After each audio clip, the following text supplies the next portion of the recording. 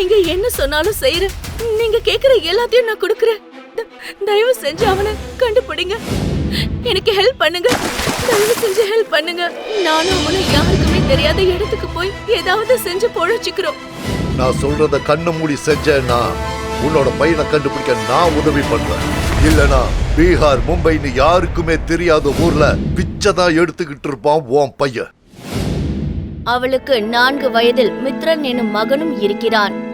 அந்த குழந்தைதான் அனன்யாவின் சந்தோஷம், உலகம், எல்லாமே.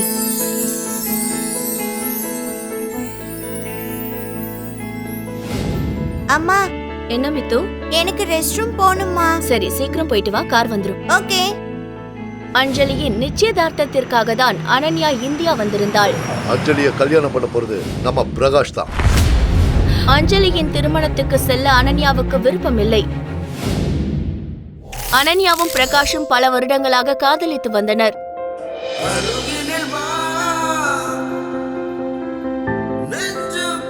இரு வீட்டாரின் சம்மதத்துடன் அவர்களுக்கு இன்னும் 1 வாரத்தில் நிச்சயதார்த்தம் நடக்க இருந்தது. ஆனால் அதற்கு முன் அஞ்சலி அனன்யாவை வற்புறுத்தி ஒரு பார்ட்டிக்கு கூட்டி சென்றாள். அந்த பார்ட்டியில் அனன்யாவுக்கு கொடுத்த ஜூஸில் போதைப் பொருளை கலந்திருந்தாள் அஞ்சலி.